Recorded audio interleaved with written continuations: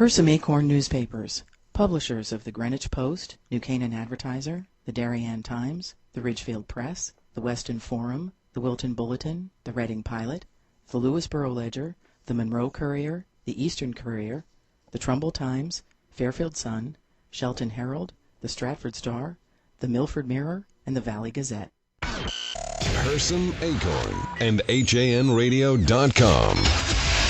The leader in local news, sports, arts, and entertainment in southwestern Connecticut.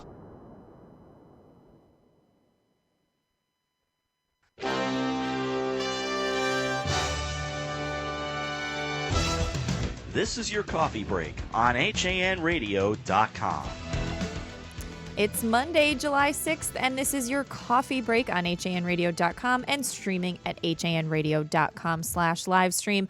I'm Kate Czaplinski, joined by Josh Fisher today, who is filling in for John Kovach, who is at another office, and Rob Adams is going to be filling in for Don Ang, who had the nerve to take vacation this week. How dare he? I know it. I'm very so angry. It really is. And he's apparently in South Carolina. He's got his nerve. I'm jealous. Jeez. I am jealous. But we're all coming off a nice long weekend, Rob. How are the roads right now? They're not bad, Kate, unless you were coming down via 25 this morning down 34 at the Wasserman Way exit coming off of 84. Then there was construction right there in that part of Sandy Hook, Newtown. You had to get around that, so it was backing things up onto the ramp on Wasserman Way and up onto 84. That, of course, is exit 11. Elsewhere, you've got delays in Waterbury, 84 westbound at exit 25A. That's Austin Road. Hartford, 91 southbound at exit 33. There are delays there as well. East Hartford at exit 55. That's in East Hartford, 84 westbound. Salem, Route 11 northbound is at Route 11, which is kind of funny how that works, but it does work that way. An accident in North Haven beyond exit 63. That is on that'd be the Wilbur Cross going northbound, excuse me. That's Route 15, of course.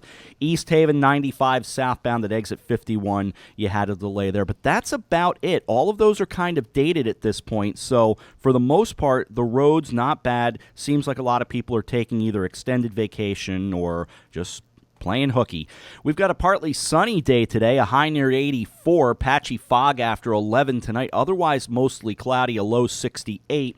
Tuesday, a chance of showers, thunderstorms also possible after 9 in the morning, patchy fog before 10, otherwise mostly cloudy, a high near 82. Tuesday night, slight chance of showers and thunderstorms, mostly cloudy, 70. We've got showers and thunderstorms, at least a chance of which could be heavy rain. Partly sunny, though, a high near 87. More of the same Wednesday night. Partly sunny Thursday, a high near 81. I like it when it's just that one little line of text, keeping it simple, meaning sunny, 81, but not until Thursday. 76 degrees in Shelton right now. Coffee break time, 11:04. Kate? Thanks, Rob. Josh, what's going on in the news this morning? Thanks, Kate. A Trumbull native and former intern for Congressman Jim Himes was stabbed to death at the Noma Gaidet Metro station in Washington, D.C. over the holiday weekend. Metro police have issued an arrest warrant for a suspect wanted for the murder of 24-year-old Joseph Sutherland, according to the Associated Press. Sorry, Kevin Sutherland. That was a misprint of theirs. I'm sorry. Forgive me. For Kevin Sutherland, police say that Jasper Spires is wanted for first-degree murder in connection to the death of 24-year-old Kevin Sutherland, who grew up in Trumbull and was a former intern for U.S. Representative Jim Himes. In a tweet on Sunday afternoon, Congressman Himes wrote, "Am absolutely heartbroken by the tragic loss of intern and staffer and wonderful friend Kevin Sutherland. I've known few as selfless and decent." Police said the stabbing happened around 1:30 p.m. on Saturday aboard a train pulling into the station. Police say the incident may have occurred during a robbery. Sutherland graduated from American University in Washington, D.C. in 2013 and was a two-time secretary of the student government there. Kevin Sutherland was truly the best of us, American University student government president Sasha Gilthorpe said in a statement, adding, "He was incredibly kind. He was utterly and completely devoted to his friends. He used his intelligence and his talents to be a champion for what he believed in. We are all better for knowing Kevin." He was working for New Blue Interactive, a digital strategy firm that helps the fundraising for Democratic candidates. So it is Added on a Facebook page, the company for New Blue wrote, "It is with a heavy heart that we announce the loss of our dear employee and friend, Kevin Sutherland. We are heartbroken to hear of his passing. Our thoughts and prayers are with his entire family during this difficult time." Tough also for the town of Trumbull, too. Josh, his parents, Doug and Terry, are very active here in Trumbull. Doug Sutherland ran for state rep last year, and he's an active local Democrat. Yeah. And this is just heartbreaking. I mean, Tim Herbst, I know, has said, prayers are with the Sutherland family, and many others have come out on social media just expressing their horror about such a senseless crime. 24 years old, this young man. In fact, last year, Kevin wrote the Trumbull Times a letter to the editor in support of his dad. And I just want to read a part of the letter because it kind of gives you a little background on Kevin in his own words. He wrote, "My dad and I both got involved in local politics at the grassroots level about 10 years ago, collecting petition signatures door to door. For me, that early experience in our neighborhood demonstrated the powerful effect public service can have on people's lives. It led me to attend American University in Washington, D.C., and to focus my career on improving our government." So it's just really tragic. And I know we're going to be following up on this story on TrumbullTimes.com. Certainly. What else is going on today, Kate? Well, a silver alert has been issued for 7-month-old Aiden Moreno, who police believe was with his 22-year-old father when the father jumped from the Aragani Bridge in Middletown late Sunday night in a suicide attempt. The child has been reported missing. State and local police and firefighters have been searching for the child overnight and all morning. 22-year-old Tony Moreno of Middletown called someone around 11:45 at night threatening suicide, and that person called police to say Moreno was despondent and threatening to jump from a bridge into the Connecticut River. The caller also reported hearing Moreno's baby in the background as they were on the phone. Police believe Moreno's 7-month-old son, Aiden Moreno, was with him, but responding officers saw Moreno jump into the water and did not see a baby with him. Middletown firefighters rescued Tony Moreno, and LifeStar airlifted him to Hartford Hospital, where he is listed in serious condition. His child remains unaccounted for, according to police.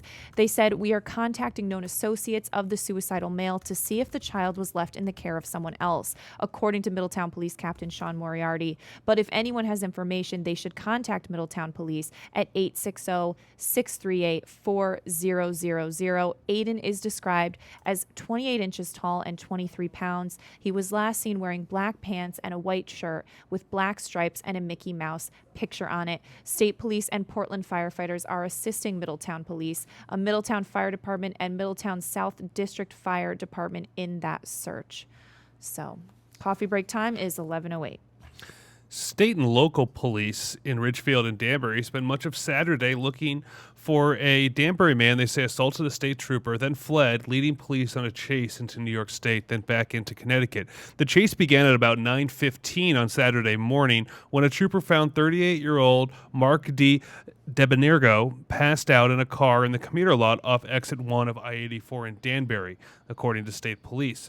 Debenergo had drugs and drug paraphernalia on the passenger seat beside him, police said. The trooper woke him up and had to get him out of the car. As the trooper was placing Debenergo under arrest, police said that he assaulted the trooper, got into his car, and took off. The man was reportedly driving southbound on Route 7 towards Ridgefield from Danbury in a gray Jeep Cherokee at 90 miles per hour when the car crashed into a guardrail. Debenergo then ran into a swamp, police said. State police brought in dogs, a dive team, and a bloodhound team, and they also used a state police helicopter. As police searched police also came from Danbury, Ridgefield, and Reading to join in the search. At about 3:10 p.m., police found Debenergo in the swamp. Spending there July 4th hiding in a swamp. He was taken to Danbury Hospital to be checked and then later released. The charges against Debenergo include assault on a police officer, possession of narcotics, escape from custody, engaging police in a pursuit, reckless driving, and reckless endangerment. Mark Boughton, the Danbury mayor, tweeted around 5:15 p.m. on Saturday, on July 4th, "It's over. The great escape of 2015 has been concluded." Debenergo is due in Danbury Superior Court today. Wow. Some great pictures there, too, from the Journal News. Yeah, the Journal News got some great photos of those police dogs at work. Josh, lot of chases going on in Ridgefield in the last year. Yeah, there have. We just had one where the woman drove into the deli, and then over the winter, That's right. the guy from Miami jumped into a snow pile to hide from police. Yeah, he had cocaine on him, and he was hiding in a pile of snow. And this It guy was hiding in a great swamp. story. I mean, jeez. That swamp over there, too, on this side of 7 is, anyone who's driven by, it doesn't look like Something a you place wanna to really jump kind of into. hang. It's not like a leisurely swimming hole. Well, most of the time when you refer something to as a swamp, it's not a leisurely He swimming came hole. out covered in leeches and No, not a good time. No. and all those poor officers who cutting to into go their July 4th, and then that swamp's probably a 3-shower swamp to get that swamp smell off of you. I agree. All right. Well, Rob Adams, throwing it back over to you for another look at the roads and weather. Yeah, things have changed a little bit on the roads, actually. We've got delays in Stamford on 95 northbound just beyond exit 9 Seaside Avenue. In Fairfield on the Merritt Parkway southbound at exit 44, that's Route 58, Black Rock Turnpike, delays going southbound. An accident in Darien, 95 northbound just beyond exit 12, Tokenique Road. And an accident on 91 southbound Wallingford, that is just beyond exit 14. Also road work Manchester 384 westbound and Waterbury on I-84 eastbound. A disabled vehicle there as well. We've got a nice day outside so far to get your week started. Unfortunately, many of us had to come back to reality today. Partly sunny, a high near 84 with a south wind 6 to 8 miles per hour. Patchy fog after 11 tonight, otherwise mostly cloudy, a low around 68. Chance of showers for Tuesday. Thunderstorms also possible after 9 tomorrow morning. Patchy fog before 10, mostly cloudy, otherwise a high near 82. Slight chance of showers and thunderstorms, for Tuesday night, mostly cloudy with a low around 70. And a chance of showers and thunderstorms continuing into Wednesday, but partly sunny conditions return for Thursday and Friday, high near 81. We kind of go up near 83 as we head toward the weekend. 76 degrees in Shelton right now. Coffee break time, 11:13. All right. Thanks, Rob. Well, we're going to take a break, and Rob's going to be filling in on the history report I'm today, nervous. Rob. I'm nervous for you, too. Yeah, this is pressure. Well, that's coming up. A lot more news right after this. Your child has fallen and broken his arm. You need to see an orthopedist fast. Think Coastal Ortho Express in Norwalk. Don't wait hours in the ER. Save a trip and money by going straight to an orthopedic specialist at Coastal Ortho Express Urgent Care in Norwalk. No appointment necessary. Coastal Ortho Express Urgent Care, 203-845-2070. Open Monday through Saturday in the iPark building at 761 Main Avenue in Norwalk, or call 203-845-2070. Fast. The long winter is finally astern. Bait is invading the harbors, coves, and inlets. Stripers, fluke, and porgies are on the move.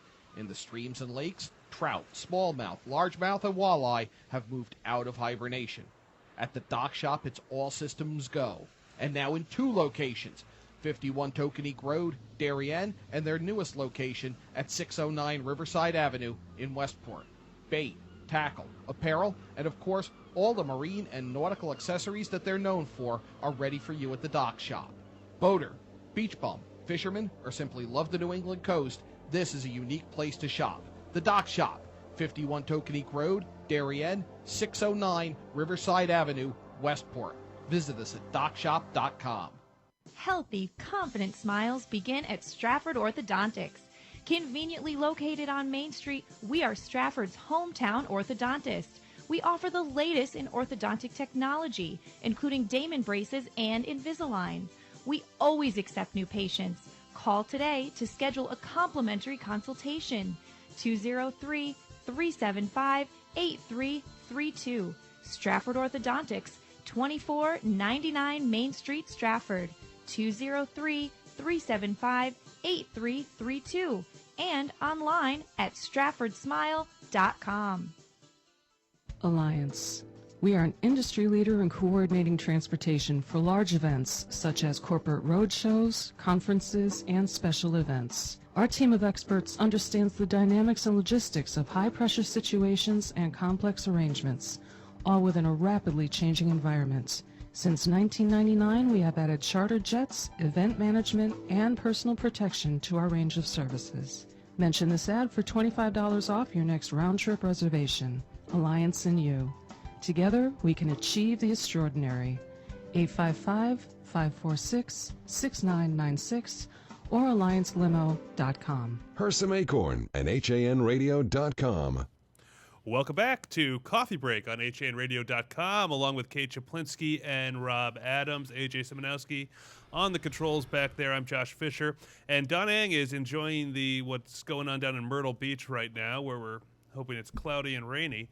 But Rob Adams is here to fill in for him with some history. Rob? I'm nervous. This is all right. I'm okay. I can handle this. We're going to be all right. We start in 1483 as England's King Richard III was crowned. Now, I said I'd be happy to invite all of you into the conversation for this morning. Any thoughts on King Richard III right off the bat? Do we want to sing a song about him? Or, Maybe Henry VIII? No, wrong guy. All right. 1535, Sir Thomas More was executed in England for treason. We head to 1777 when British forces captured Fort Ticonderoga during the American Revolution. 1854, the first official meeting of the Republican Party took place in Jackson, Michigan. That's got to get a reaction from you, Josh. Come on. I missed that for a second, Rob. What was that again? This is 1854, the first official meeting of the Republican Party. Oh, wow. In 1854? Yeah. Back Jackson, Michigan. Jackson, Michigan. Yeah. And just 6 years later, or 2 years later, they'd nominate Lincoln. That's right. That's exactly right. We head to 1923 with the Union of Soviet Socialist Republics being formed. On to 1933. Baseball's first All-Star game was held at Chicago's Comiskey Park, with the American League's best beating the National League squad 4-2. Babe Ruth hit the first home run, a 2-run shot in the third. The Yankee lefty Gomez drove in the first run and was the winning pitcher as well. The game was broadcast on both CBS and NBC Radio and would have been on HAN Radio had it existed. No doubt Marty Hersam would have had us there. Possibly, I could just see Josh down the third baseline with one of those crank cameras. Kovac across the way. Josh, you're not doing it fast enough. We could see this. Come on. Definitely. I think we all could. We turned serious for 1944 when fire broke out in the main tent of the Ringling Brothers and Barnum and Bailey Circus in Hartford, killing 169 people. And the big fact that came out of that, there was a confession that a gentleman had thrown a lit cigarette. Robert Dale Sagi of Circleville, Ohio, claimed he was responsible. However, he later recanted, and they have never truly determined what happened there.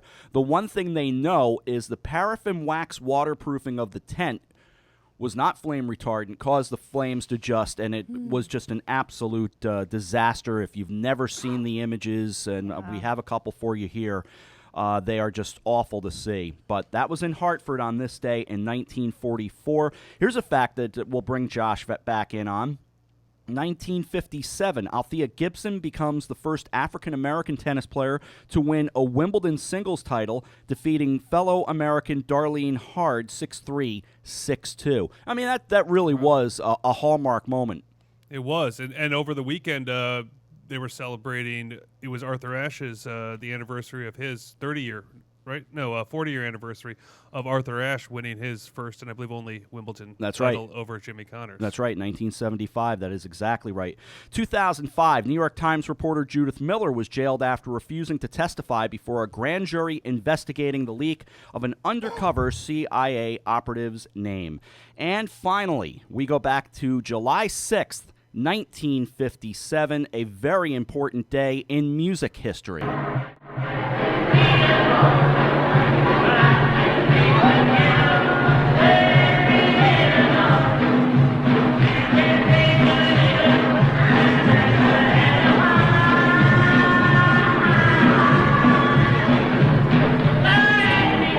On this day, John Lennon and Paul McCartney met for the first time as teenagers at a church in their native Liverpool, England. It was a church social, followed by a performance of Lennon's band, the Quarrymen. The pair chatted for a few minutes, and McCartney showed Lennon how to tune a guitar. McCartney then sang Eddie Cochran's 20 Flight Rock and Gene Vincent's Bebop-A-Lula, along with a medley of songs by Little Richard. The two, of course, would add Paul's mate George Harrison and years later drummer Ringo Starr to form the Beatles, a little band out of the UK. But that sound that you heard supposedly is the sound of the Quarrymen performing on that day, July 6, 1957. I don't know if it's verified, but it sure sounds pretty good. So, certainly say what you want about the Beatles, say what you want about McCartney and Lennon, but that is a pretty significant date in music history. Oh, it certainly is. Oh, of course. You just wish they could have gotten the recorder in the same room. Yeah, that would have been a nice thing, right? Yeah. I guess with Good that. job, Rob. Well, thank you. Rob, you rocked it. I'll shift right into sports now. Cool. What do We you can think? extend Dunning's vacation another day.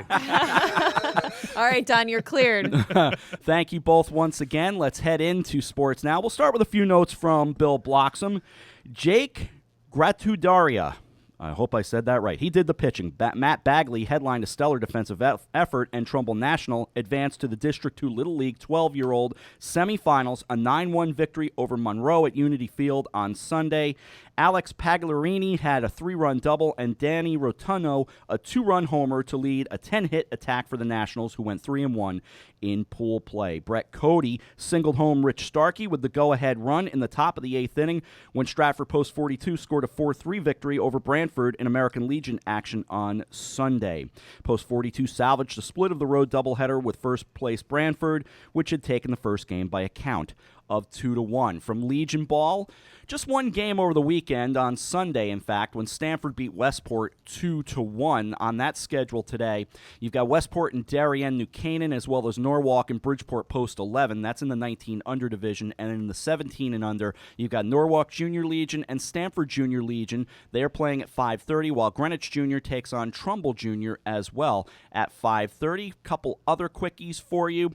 The Danbury Westerners get back to action tonight, 6:30. They take on Valley. They beat Ocean State 5-3 on Saturday. And in our quick look at sports history, we gave you some. I've got one more for you. One more little note from an all-star game. I'm willing to bet, well, maybe Josh is a bit younger than I am, but maybe we'll take a shot here. This is July 6, 1983, the 50th anniversary of the all-star game in Chicago. First, Carew at second, Trio at third. 2 out. And he drives it to deep right. Back goes Murphy, away back, and there it is, the first grand slam in All-Star history.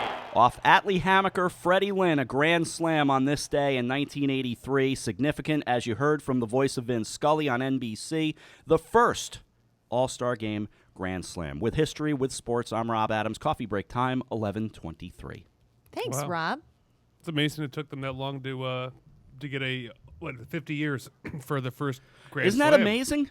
All those It years, is. and there were years they were playing 2 All-Star games in the late 50s and early 60s, Right. which was overkill in and of itself, but no grand slams all those years until 1983. And still, I think only that one. It shows you because in other sports where the scores just don't even resemble Yeah. what the actual game. That's what I always like about the MLB All-Star Game. It's at least the closest agree. to an actual competition. I agree. That's why it's still great. And, of course, they named the All-Stars yesterday. No Yankees, no Mets. Just for and starters, yeah. Just for starters, though Yeah. obviously one will have to come from each team. Your Reds got a starter on there as well. Yeah, as I see Todd Frazier Yeah. of New Jersey, so it gets He that deserved local New York, New Jersey, Connecticut link, and he certainly deserves it. Yeah, at third base. It'd be absolutely nice to deserved see it. him. And only 4 Royals in the end, despite all Yeah. the hand crunching that went on that one. So Right. we'll talk more about that on Nutmeg Sports in a couple of hours. All right, thanks, Rob. Well, getting back to some news this morning, officials say a New Milford man has died after a canoe capsized in the Connecticut River. Crews were dispatched, to the Housatonic River in Cornwall Sunday for what was initially a missing person report. The State Department of Energy and Environmental Protection said the search turned into a boating accident investigation when officials learned that a canoe capsized with 3 people on board. 2 people made it safely, but the body of Antonavis Morris was later found. He was 47 years old. It is not yet known what caused the canoe to capsize. Coffee break time is 11:25. A dog food maker issued a recall after listeria was detected in one of its products. Stella and Chewy's said it voluntarily issued a stop sale order on a single lot of Chewy's chicken freeze-dried dinner patties for dogs. The product comes in 15-ounce bags with lot number 111-15. Stella and Chewy said there have been no reports of pet or human illnesses as a result of the discovery of the bacteria. It also said while other products have not tested positive for Listeria, it is recalling a number of other products that may have been exposed to the affected lot. The health and safety of our customers and their products is always of the utmost importance to us, said Jen Guzman, the chief executive officer of Stella & Chewy's. Stella & Chewy's also said it's been working to review the situation and find answers to customers and questions, and I almost made it through that with a straight face saying Stella & Chewy's 7 times. I didn't know they made actual. What is this, Kate? Do you get this for your dogs? What is it? The Chewy's chicken freeze-dried dinner patties for dogs. Oh, yes. I mean, I do get things similar to that. Do you serve them frozen, or you heat them up in the toaster oven? You heat them up. Yeah. It's a lot of work. Whole microwave. Dogs For those of us dogs that don't have do that much microwaves. work in the wild. I don't have a microwave. I know. I just said that. It's a fun fact about Josh. Go ahead. All right. Well, just seeing this come through, a traffic stop led to a big heroin arrest over the weekend for the Connecticut State Police. Members of Troop C and the Tollins Narcotics Enforcement Team were conducting motor vehicle enforcement on I-84 eastbound in Union, Connecticut, when they observed a gray 2002 Volkswagen Passat that was not emissions compliant. Troopers conducted a stop, pulling the vehicle over at the exit 72 off-ramp there. While troopers were speaking with the vehicle operator, they observed some narcotics paraphernalia on the floor of the vehicle. Troopers initiated an investigation, which ultimately led to the discovery and seizure of about 1,000 bags of heroin, approximately 10 bags of crack cocaine packaged for distribution, narcotics paraphernalia, and about $800 in cash. The operator, Zachary Monahan, and passenger Joshua Mimonde were both taken into custody and transported to Troop C, where they were processed and charged with several narcotics violations. The heroin, crack cocaine, narcotics paraphernalia, and cash were seized as evidence and transported to Troop C. And obviously, both of them face a whole host of narcotics charges and were held on $250,000 bonds. Wow. Over 1,000 bags of heroin. So definitely at least got those off the street. Yeah. And probably affected some people's weekend. Yeah. Right. And, don't have your emissions done can lead to something a lot bigger. Don't drive around with 100 bags of heroin in your car if your emissions is expired. Right. That's the lesson that we're learning today. Yikes. Some of these police stories, Kate, where you kind of feel like we get too much information about what led TMI. to it. TMI. And this is one of those. A Darien teen faces a disorderly conduct charge after allegedly striking her mother in an argument over painting toenails, according to Darien police. The mother called police a little before 10 on Wednesday night to report an argument that she said had gotten physical. The woman claimed her daughter had hit her and was preventing her from going to her bedroom. The mother said she came home that night and her daughter had stubbed her toe, damaging a toenail, and wanted her mother to file it, paint it, and thus fix it for her. The mom had a long day at work, though, and refused the toenail filing request, according to the police report of the mother's statement. The daughter was persistent, and the mother told police that she gave in and tried to fix the nail. But her daughter said it wasn't a good enough job. After another attempt at fixing it, the daughter complained the problem nail was cut too short and demanded the mother remove and redo all her toenail polish. Like, what is up with this story? At this point, the mother told police she walked outside to let the exchange cool down and found herself locked out of her home. The daughter kept her mom locked out about 10 minutes and then let her back in, according to the mother, again demanding that the mother redo her toenails. The mother agreed this time, but started lecturing her daughter about this behavior. The daughter then began to hit the mother with both hands, the mother told police. The mom said she tried to walk away, but her daughter kept hitting her in the back and stood in her way, blocking the mother from going to her bedroom. The mother said she, quote, showed her daughter a chunk of hair, end quote, that the daughter had pulled out while allegedly hitting her mother on the head, according to police. The daughter's story differed somewhat from the mother's. The daughter said she had just painted her fingernails and asked her mother to do her toenails. An argument started when the mother clipped a toenail too short, according to the daughter, who confirmed she then locked the door when her mother went outside to cool off the situation. The mother yelled some profanity at the daughter when she came back inside the house, the daughter told police. And the mother, quote, pushed the daughter backwards and the daughter pushed her mother, the police reported. The daughter also admitted blocking the mother from going to her bedroom, quote, but couldn't explain why, according to police. After hearing the two of them, an officer determined the daughter was the primary aggressor in the situation and charged the girl with a misdemeanor disorderly conduct. She was released on a promise to appear in court late last week and has a disposition hearing that's set for Tuesday, August 4th. Wow. Thanks for that, John. What? We should thank Aaron Marsh. You should thank Aaron Marsh for all those details that he provided to us. And where did we lose control today? Yeah, and I think now I can't wait for the next mother-daughter mani-pedi outing for this family. Kate? All right. Anything Thanks, serious Josh. to report? Well, actually, we're going to throw it to Rob for another thanks, Kate. look at traffic and weather. Oh, you're welcome, Rob. Okay. Any reports of any tow trucks out there, Rob? Oh, just left that right on the tee for you. Well, we'll get our foot on top of the traffic here and see what's going on as we take a look in Cromwell, Route 9 southbound. They're towing the line there right before exit 16. Delays in Stamford, 95 northbound beyond exit 9. Oh, let's see. Traffic with delays in Fairfield on the Merritt Parkway southbound, just feet beyond exit 44. Jeez, I can't resist. Motor vehicle accident, Darien 95 northbound.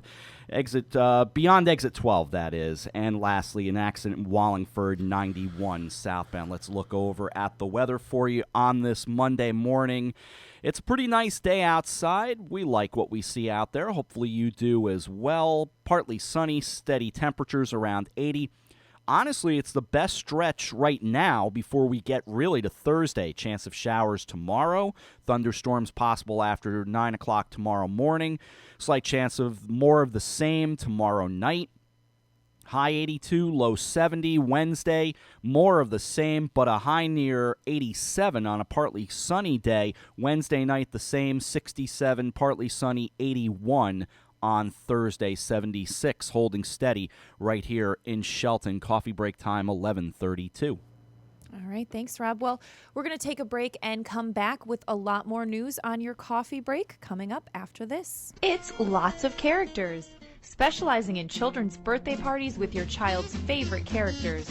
When you want to party hardy, when you need to celebrate, call us, we won't be late. We help create lasting memories for you and your child on their special day.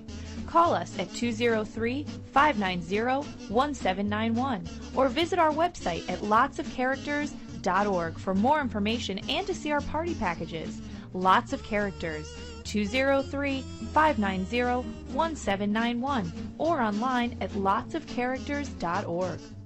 Located in the heart of picturesque downtown Ridgefield at 13 Governor Street, Colby's is the area's premier retailer for blinds, shades, shutters, and draperies, and is one of the select few Hunter Douglas Gallery dealers. A family-owned and operated company, Colby's experienced staff will work with you in choosing the best treatments for your home or office and offer free measuring and expert installation. Colby's also carries an extensive line of decorative fabrics including Schumacher, Durley, Tebow, and more. Or browse over 400 books in our wallpaper library from famous designers such as Stroheim, Schumacher, Ralph Lauren, Tebow, and York. Take advantage of our Fashion in Motion savings event with savings and rebates on Hunter Douglas shades with Power Rise technology. Colby's of Ridgefield. We are committed to your complete satisfaction. 203-438-8531. The long winter is finally astern. Bait is invading the harbors, coves, and inlets. Stripers, fluke, and porgies are on the move. In the streams and lakes, trout, smallmouth, largemouth, and walleye have moved out of hibernation. At the dock shop, it's all systems go. And now in 2 locations, 51 Tokenique Road, Darien, and their newest location at 609 Riverside Avenue in Westport. Bait, tackle, apparel, and of course, all the marine and nautical accessories that they're known for are ready for you at the dock shop. Boater, beach bum, fisherman, or simply love the New England coast, this is a unique place to shop. The Dock Shop, 51 Tokenique Road, Darien, 609 Riverside Avenue, Westport. Visit us at dockshop.com. Kycote Rockefeller Estate is Westchester County's top cultural attraction and is now open for the season. Don't miss out. Go online to hudsonvalley.org to plan your visit. Take a drive out to beautiful Sleepy Hollow, New York, and enjoy Kykut's stunning architecture, breathtaking gardens, expansive art galleries, and commanding Hudson River views. From world-class art by Picasso and Warhol to expertly tended gardens, there's something for everyone. Kykut Rockefeller Estates, a National Trust for Historic Preservation landmark. Now you can keep up with what's happening in Darien with the convenience of the Darien Times Online. Your choice. Print or digital subscription for just $45 a year. Or get the print and digital bundle for just $10 more, $55 a year. To subscribe to the Darien Times, go to hersamsecure.com/CIRC or call the circulation department at 203-894-3388. The Darien Times, now in print and online. Don't miss a single issue. Subscribe today. You're listening to Hersam Acorn Radio. 11:36 on your coffee break on HANradio.com. Kate Czaplinski co-hosting with Josh Fisher today, which is a joy as always. You drew the short straw. I did. But Josh, what else is going on in the news this morning? Well, Kate, the Milford Police Department and Milford Prevention Council have announced a new crime tip reporting initiative for the city of Milford. The program is called Tip Submit, and it's by Public Engines. Tip Submit is a service that allows citizens to anonymously submit crime-related tips through the web, a text message, or from any Android or iPhone device with the Tip Submit mobile app. The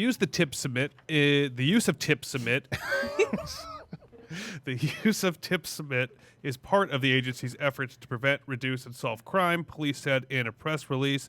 The program is not to be used to report emergencies or in-progress events. You should still call 911 in those situations, nor does it say it should be used in case of pedicure problems.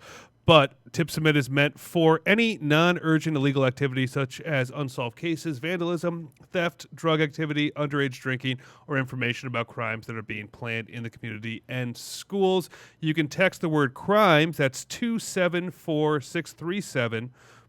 Text the word crimes to, is this 274637 with the keyword Milford, and you'll get a link to how to download that. You can also just check it out at your mobile stores. Right, Tip right. Submit. Yeah, and One there's word. a lot more information on that at milfordpd.org. So always good. I like when police departments have that, offer that opportunity. It's nice. I've seen a lot of the more police departments come into the 21st century. I know New Canaan has a police app that's through another program. There's a lot of different programs that are offering these to police departments. Right. And so... It is. It's great. All right. Well, moving on to some other news. We're talking blight in Ridgefield. After a year of blight fighting, Ridgefield town officials seem to have gotten past their initial counteroffensive and settled into an ongoing war of attrition against the human tendency to let things slide downward, generally from disrepair to deterioration to downright disaster area. I love you, Mac Reed, and the way you write leads. According to First Selectman Rudy Marconi, he thinks that the blight ordinance has worked very well. He said probably the worst properties on Branchville Road, Silver Spring Lane, and maybe a couple of others all have been addressed. Since the Blight Prevention Board began meeting in June 2014, its record shows 23 properties have been investigated. Under the process created by the town blight law that voters approved last year, investigations are prompted by citizen complaints.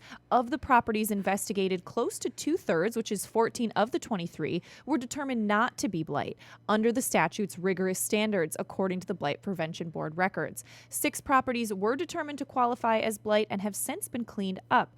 3 properties have determined to be blight and were still in the blight board process as of the June monthly Blight Prevention Board meeting. 1 new complaint has come in since then, according to First Selectman Rudy Marconi.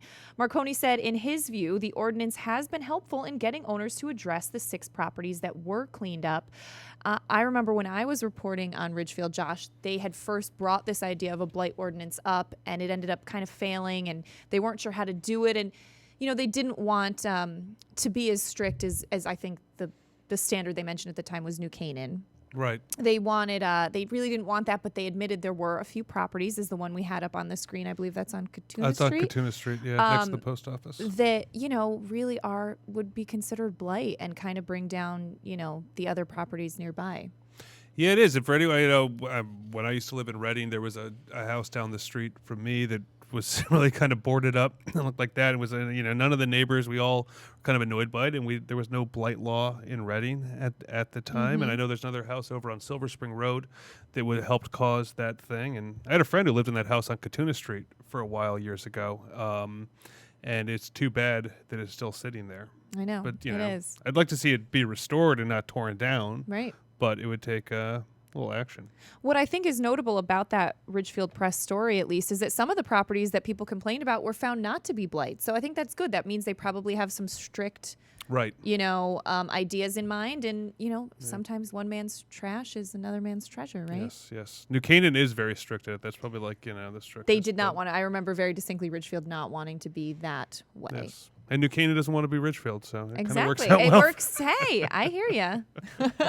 Speaking of New Canaan, though, a 18-year-old New Canaan resident was charged with speeding and driving under the influence of drugs or alcohol after police pulled him over on June 27th at 1:38 a.m. It happened when an officer going north on Smith Ridge using radar saw a car speeding southbound. Tegan L. Seta of 180 Bridle Path Lane failed a sobriety test, was arrested and charged with going 60 miles per hour in a 40 mile per hour zone and DUI. He posted a $250 bond and was scheduled to appear in court late last week. We don't have a follow-up on that. But speaking of the roads, let's check in with Rob Adams and see how traffic's going on. It's kind of like a lazy Monday, Rob. Right? It does have that feel for sure, and not a whole lot has changed since we last checked in with you. Cromwell, we've got something on Route 9 southbound. That's just before exit 16. That is in that area of Route 17 and 66. So that is Route 9 southbound, and that's just delays. That's all they're saying. Delays, Stamford 95 northbound, just beyond exit 9. You've got delays in Fairfield on the Merritt Parkway southbound at exit 44, Route 58. A motor vehicle accident, Darien 95 northbound beyond exit 12, as well as in Wallingford, an accident 91 southbound before exit 14. Turning and looking at our weather forecast, nice day, partly sunny, steady temps around 80. We'll take it. Patchy fog after 11 tonight. Well, we'll take it if that's your opinion. Otherwise, mostly cloudy with a low around 68. I'm not telling you how to feel about your weather. You feel how you want. Chance of showers, thunderstorms possible after 9 tomorrow morning. Patchy fog before 10. Otherwise, mostly cloudy. A high near 82 with a southeast wind 5 to 10 miles per hour. That chance of precipitation rolls into Tuesday night with a slight chance of showers and thunderstorms, mostly cloudy, low 70. Showers and thunderstorms hitting the middle of the pack at 50%. Some of those storms could produce heavy rain, partly sunny, a high near 87. That's Wednesday. Wednesday night, it drops to a 40% chance of scattered showers and thunderstorms before 1 in the morning. Slight chance of showers then later on. Mostly cloudy, 67 for the low. Partly sunny, a high 81 for Thursday. Same for Friday. Mostly sunny, 83 Saturday. Partly sunny, 83 Sunday, 76. Right now in Shelton, coffee break time, 11:44. Thanks, Rob. Well, we're going to take a break, come back with maybe another quick look at sports, and a lot more news coming up on your coffee break after this. Healthy, confident smiles begin at Stratford Orthodontics. Conveniently located on Main Street, we are Stratford's hometown orthodontist. We offer the latest in orthodontic technology, including Damon braces and Invisalign. We always accept new patients. Call today to schedule a complimentary consultation. 203-375-8332. Stratford Orthodontics, 2499 Main Street, Stratford. 203-375-8332. And online at stratfordsmile.com. Did you know that taking dance lessons is a great date night idea? Arthur Murray Grand Ballroom of Greenwich is a fabulous place to learn to dance and meet new people. Located at 6 Lewis Street, our studio is staffed with professional instructors, ready to teach you salsa, waltz, rumba, hustle, tango. There's a dance for every season. And we are rated #1 on the Knot.com. We are the wedding dance specialists. Take advantage of our new student offer, only $49. Call 203-769-1800. Visit us online at arthurmurraygreenwich.com. It's grilling season, and Walter Stewart's Market is your local destination for the finest grill-ready certified Angus beef strip steaks, skirt steaks, 100% grass-fed ribeyes, all-natural pork ribs, Arthur Ave-style kebabs, fresh-cut veggies, delicious grab-and-go salads, chilled rosé wine, and ice-cold craft brews right next door. Walter Stewart's, your fresh local market. 229 Elm Street, New Canaan, and shop online for groceries and wine delivered to your door at stewartsmarket.com. It's easy to advertise on HANradio.com, reach 263,000 listeners each month with our sports programming and talk programming. Call Mary Ann Hersam at 203-417-5199. Hersam Acorn and HANradio.com. Welcome back to Coffee Break on HANradio.com, along with Kate Czaplinski, Rob Adams, and AJ Simonowski. I'm Josh Fisher. It was a busy weekend at Connecticut State Parks here during the holiday weekend for July 4th. Silver Sand State Park in Milford was among a number of state parks on Sunday forced to close to new visitors after reaching full capacity, according to the State Department of Energy and Environmental Protection.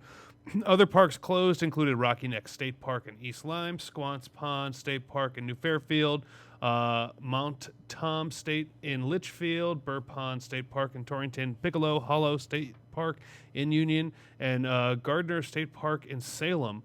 Also closed was Miller's State Park in Durham, Pattacock Lake in what is that?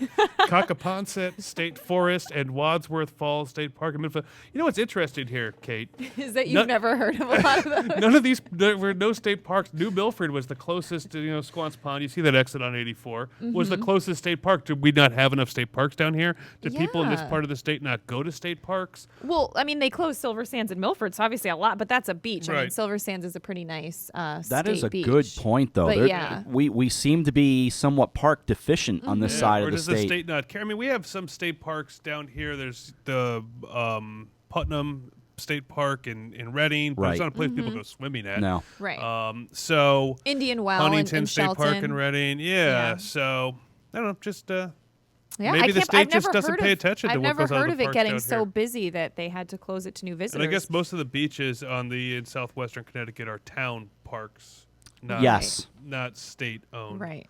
Right. That is true. Don't go near those Greenwich beaches. They get very grumpy. Oh yeah. Tell Bobby Bonio's wife that. Yeah.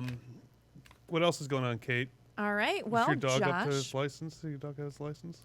the City of Milford Animal Control Division will be conducting a residential survey of homes in Milford beginning July 9th. The survey will consist of animal control representatives visiting homes regarding licenses, compliance for dogs and cats. During the visits, animal control representatives will educate residents on how to properly license their pets. All dogs 6 months and older are required by law to be licensed. Any resident found to have unlicensed dog in their possession may be subjected to a $75 fine per dog. All dogs and cats over the age of 3 months are required to have a rabies vaccination. Animal owners not in compliance could be subjected to a $136 fine per animal. Dog licenses are available at the City of Milford Clerk's Office. A valid rabies certificate showing the dog is currently vaccinated for rabies is needed to obtain the license, and they must be licensed every year by June 30th. There's more information on that on milfordmirror.com, but I know this is something some other towns have done. I believe Weston was doing door-to-door dog license compliance checks. Can you imagine the cops that pounded on the door? Show us your dog license. You got a license for that thing? They see you walking your dog? You got a license for that wiener dog? What else is going on, Josh? Well, members of the public, donors, officials, and trail builders recently all made a 1.1-mile journey along the Norwalk River Valley Trail to the site of a groundbreaking, which celebrated the construction of the trail's new half-mile section to run from Sharp Hill Road in Wilton to Twin Oak Lane. In addition, a 500-foot section that will hug the southern side of Horseshoe Pond Farm, or Horseshoe Pond, will also be built. Both sections of the trail are scheduled to be completed over the summer in Wilton.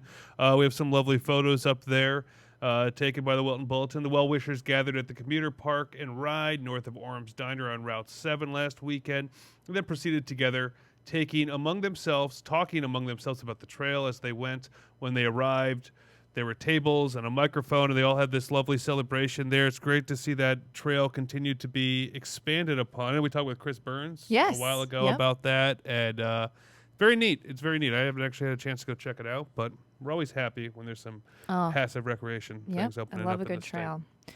All right, Josh. Well, just some news coming from Fox, Connecticut. State police detectives and investigators executed a search and seizure warrant at a home on Front Avenue in West Haven this morning. It's part of an investigation into an explosion and body found in Hamden Saturday morning.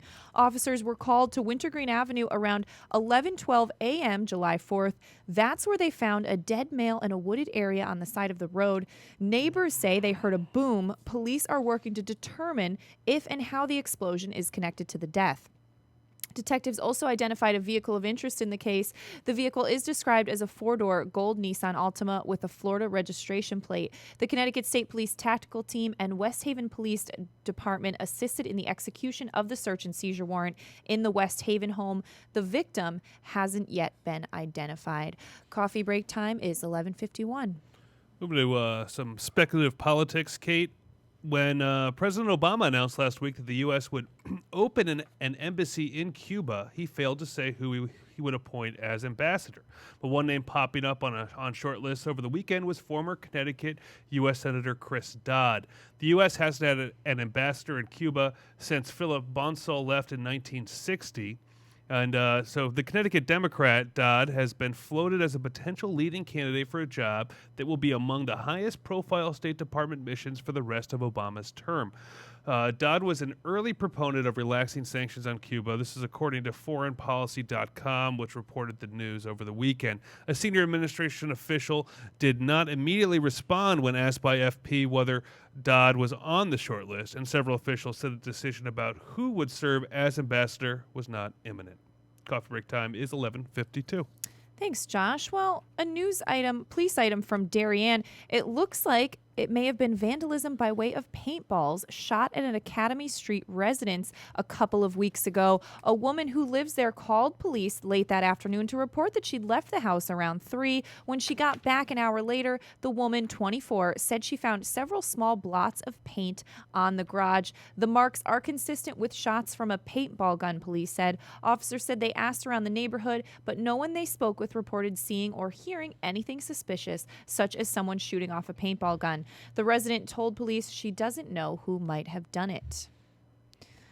And speaking of vandalism, this just came through from the New Canaan Advertiser. A great Michael Katarivas headline. It's no yoke. Resident's car egged for the third time. The third time was definitely not the charm for a 50-year-old Frogtown roadman who had his 2012 Ford Escape egged for the third time in 3 or 4 months. He reported to police on June 29th that the previous night, this vehicle, parked in the driveway, was hit several times. The last time it happened, some paint was chipped. The man said he had no idea who would target his car. Jesus, too bad. Three times. 3 times, jeez. Yay. And the price of eggs have been going up too. That's an expensive vandalism. Habit. Yeah, they've doubled because of the fear of avian flu or the bird flu. Is that the same thing down south? So anyway, but something that has not gone up that much is gas prices. Average retail gasoline prices in Connecticut have fallen 1.5 cents per gallon in the past week. They now average $2.93 a gallon. This is as of yesterday, Sunday. This is according to Gas Buddy's daily survey of 1,540 gas outlets in Connecticut.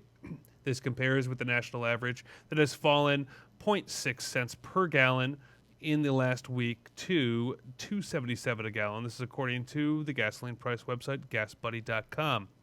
For example, prices in Ridgefield, according to Gas Buddy on Monday, included $2.95 for cash at the Valero on Limestone and $3.09 at State Line Getty. That's right on the New York-Connecticut State Line on Route 35. In Danbury, the cheapest gasoline was $2.79 for cash at 3 stations, the Standard on Main Street and Noble, the Citgo on Pataram Road, and statewide for cash, you could get as cheap as $2.67.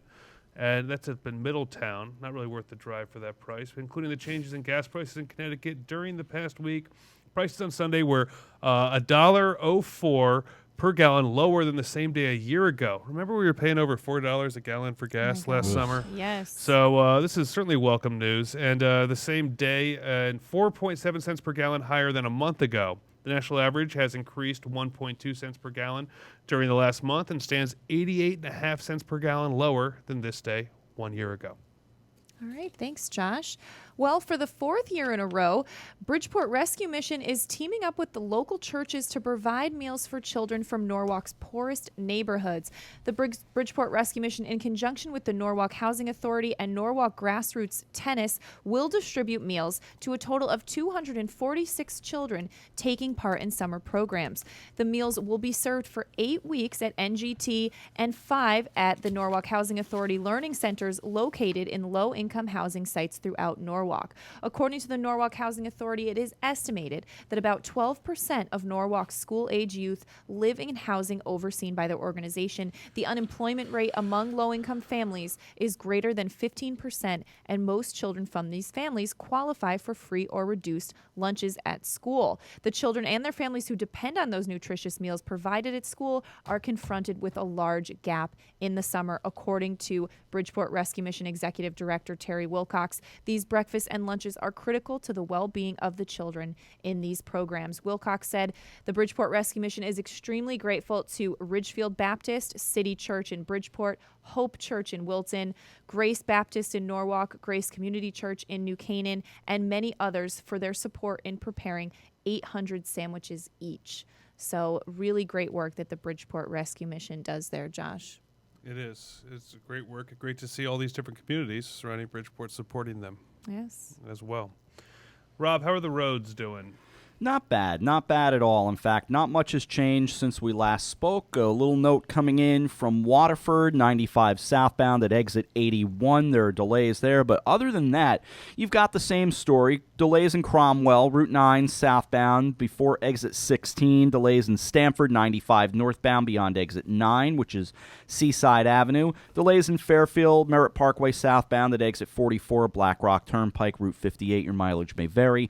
An accident, Darien 95 northbound just beyond exit 12. That is, of course, Route 136, Tokenique Road. And you can head over to the dock shop there, boater, beach bum, fisherman, or simply love the New England coast. It's a unique place to shop. Yankee Fisherman, Thursdays at 1. Roadwork, Manchester, 384 westbound at exit 4. We give you that note as well, and we love the dock shop. They've been very good to us. As for your weather outside at 11:58, partly sunny, steady temperature. We're staying right around 80. We've got some fog after 11 tonight. Otherwise, mostly cloudy with a low around 68. A chance of showers tomorrow. Thunderstorms also possible after 9 tomorrow morning. Patchy fog before 10. Mostly cloudy, 82. Otherwise, slight chance of showers and thunderstorms tomorrow night. And we'll stay right near 70. Might want to have the AC on. Chance of showers and thunderstorms for Wednesday. Some of the storms could produce heavy rain, partly sunny, a high near 87. We'll drop to 67 Wednesday night with scattered showers and thunderstorms before 1, and then a slight chance of showers, partly sunny, a high 81. And it's going to stay that way Thursday, Friday, Saturday, into Sunday. Looking right now as we glance outside, let's see if we can grab you one more temperature check. We're up to 79 degrees on a beautiful Monday right here in Shelton. Coffee break time, 11:59.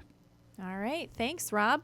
Well, just a little news note of a Connecticut man getting into some trouble in New Jersey. We hope it wasn't John Kovach. I know he was there this weekend. Yes, I hope. Is he back? Is that why I'm here? Well, a Connecticut man is hospitalized after police say he carjacked a Mercedes and stole a police cruiser in northern New Jersey. It all began around 3:30 Sunday in Englewood Cliffs as 22-year-old Saria Montakong was lying in a street. Police say a woman stopped her car and called for help for the man. Police say Kong got up and stole the woman's Mercedes, forcing her 2 kids from the car. Police gave chase through several towns before officers got out to corral the man. Authorities say Kong got into a struggle with officers and somehow was able to steal a police cruiser. The chase went through several more towns before ending in Paramus. Police say at least 5 officers were injured. So, yikes.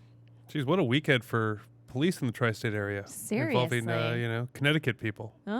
Hey, Rob, Nutmeg Sports coming up today? You got it. 2 o'clock later today. We'll step in and chat about the women's soccer, some of the Legion ball going on, the Danbury Westerners. We'll bounce around a couple of things as we get through this Monday edition of Nutmeg coming up 2 o'clock right here on HANradio.com. All right. Thanks, Rob. Well, that's going to do it for your Monday edition of Coffee Break. Kovach will be back tomorrow. Josh, thanks for filling in. My pleasure. It's always fun to spend time with you 3 human beings. All right. Have a great afternoon, everyone.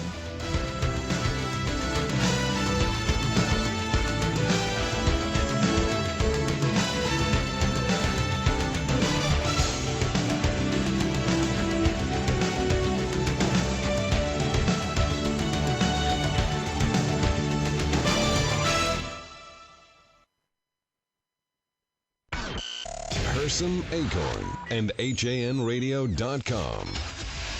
The leader in local news, sports, arts, and entertainment in southwestern Connecticut. Want to get in touch with HAN Radio? You can find us on Twitter at Hersam Radio, on Facebook at Hersam Acorn Radio, or email us at radio@hersamacorn.com.